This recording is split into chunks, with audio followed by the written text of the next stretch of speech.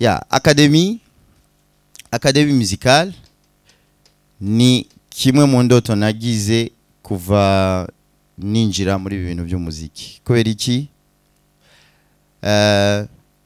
Nayiyumviriye nka solution nk'umupionnier azi ivyo yahuye navyo jewe nshinjira mu muziki. Kubera ko twe twarutse mu muziki atahantu ushobora kuja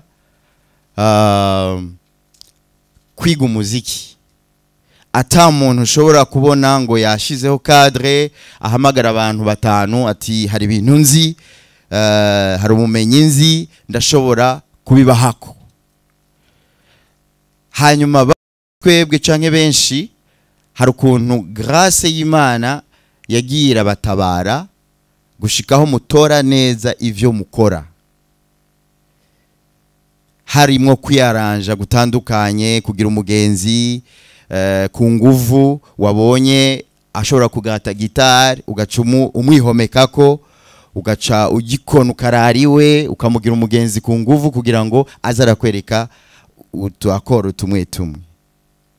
So jewe ivyo nivyo nakuze mbona binzana umutwaro kugira ngo ico kintu nzani inyishu yacu.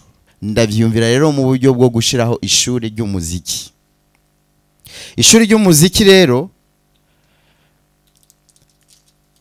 ntibiherera mu guha abantu ubumenyi.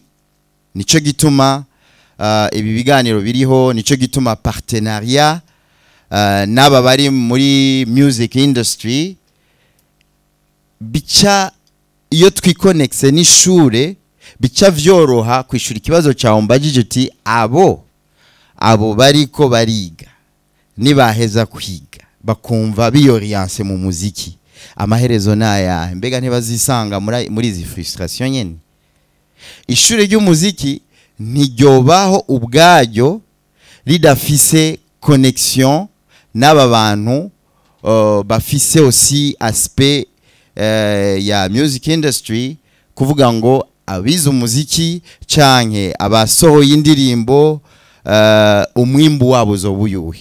Je ndakora part yanje yo guha abantu bumenyi, baherera muri chorale bakaja muri worship team, abandi bavuga ngo umuziki niyo business nshaka gukora. No kuvuga ngo haba hari abandi turi kumwe muri partenariat tuca tuborienta oti uyu arashobora kubwira ingene ivyo wize bishobora kuvyara ifaranga.